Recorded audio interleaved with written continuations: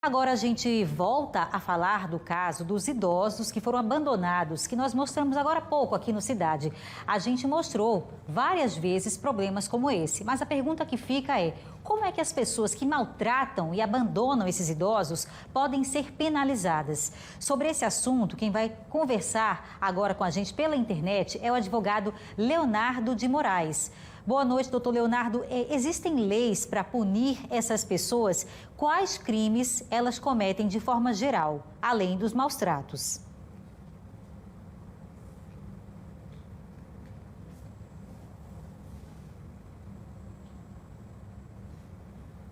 Acho que ele está com um probleminha no áudio, a gente está tentando ajustar para que ele explique bem direitinho para a gente essa questão do crime, porque a gente pensa assim, poxa, um filho daquele que deixa o pai e a mãe passando fome em casa, ele é detido naquele primeiro momento.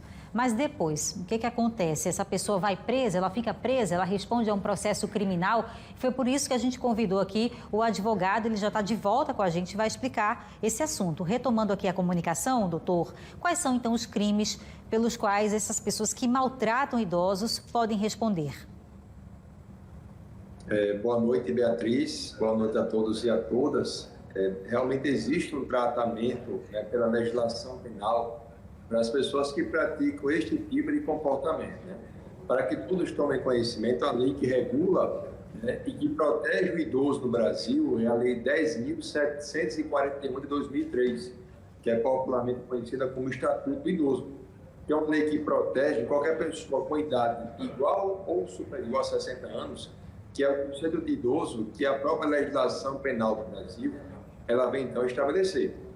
E a lei pune qualquer violência que seja praticada contra o idoso, ou seja, qualquer comportamento seja praticado em estabelecimento público ou estabelecimento privado que venha a causar morte, sofrimento físico, dano contra o idoso, é então objeto de uma proteção pela lei e também sujeito a uma responsabilidade. E essa lei, Beatriz, estabelece vários tipos de comportamento para coibir esse tipo de prática que é injustificado. Então, pela reportagem, o idoso ele foi objeto aí de maus tratos. E essa lei traz no artigo 99 o comportamento de alguém que venha a expor a perigo a integridade física ou a saúde do idoso, né, privando-o de cuidados normais e submetendo a condições desumanas. E a lei estabelece que nesse tipo de comportamento a pena pode ser de 2 meses até 1 ano, podendo chegar até 12 anos caso o idoso venha então a falecer. Então, o simples fato de alguém expor alguém e praticar maus tratos contra idoso tem uma pena que pode chegar em caso de morte até 12 anos. E a lei também estabelece que em caso de abandono do idoso, seja em hospital, estabelecimento congênere ou até mesmo em locais privados, a pena poderá chegar até 3 anos, mais a aplicação da multa. Então, são comportamentos que a própria lei penal estabelece enquanto crime, cujo alguém, após as investigações, pode ser sujeito, sim, a uma responsabilidade criminal e ser privado da sua liberdade. Sobre o fato dessas pessoas, esses parentes, se apropriarem, né, dos cartões bancários, qual é o crime? Pronto. O Estatuto do Idoso, ele é uma lei que é bem ampla, né? Ela traz, então, no artigo 104, exatamente este comportamento, que significa que alguém que venha a reter cartão magnético de conta bancária, a pessoa não vem, então, a receber qualquer aposentadoria, essa pessoa, então, estará sujeita a uma pena que poderá chegar até 2 anos, mais a aplicação da multa. Então, o simples fato de alguém reter um cartão magnético, seja de banco, ou seja de aquisição de pensão alimentícia, ou qualquer tipo de provento, traz sim uma punição prevista no Estatuto do Idoso. Isso é um tipo de comportamento. E aquele outro também, que está agora no artigo 102, acontece se alguém vier se apropriar de qualquer bem ou até pensão do idoso. Isso também é punido pela lei com a pena que pode chegar até 4 anos ou multa. Então as pessoas devem ter consciência de que esse comportamento é sim passível de responsabilização criminal, seja na figura do crime que foi praticado, né, que foi relatado pelo delegado de polícia, como também a retenção de cartão magnético ou qualquer apropriação de bem ou pensão de uma pessoa com idade igual ou inferior a 60 anos. Doutor, mais uma pergunta. Nesse caso aí, a gente viu que um filho estava praticando maus tratos contra os pais e também contra uma irmã que estava ali naquela situação difícil, né? Numa vida muito precária, sem comida em casa. Mas no caso dessa idosa, por exemplo, ela viveu só por muito tempo. Tinha uma pessoa que visitava de vez em quando, mas quem responsabilizar? Quando é o caso de um idoso que mora só, ou, por exemplo, quando é uma pessoa que tem 3 filhos, quem é que se responsabiliza? É uma pena que cai sobre um ou sobre todos aqueles que, de alguma forma, tenham essa responsabilidade, ainda que não morem com esse idoso?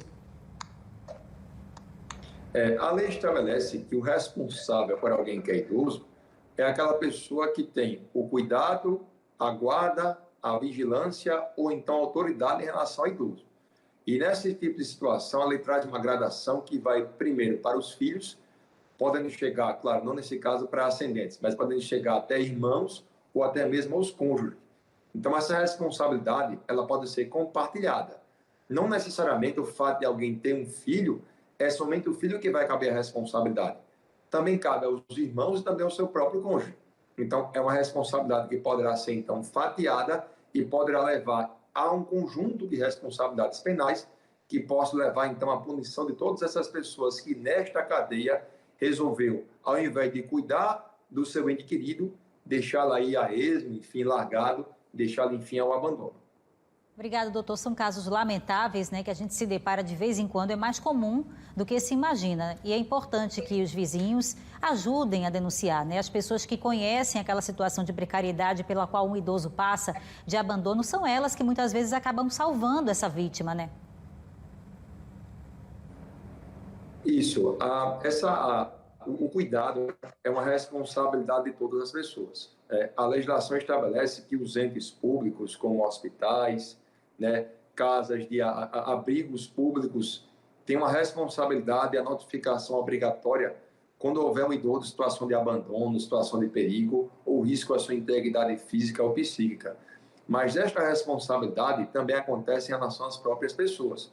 Cabe a nós, enquanto vizinhos, enquanto amigos, enquanto seres humanos, denunciar e levar às instituições públicas, especialmente à polícia e ao Ministério Público, qualquer informação nesse sentido, né?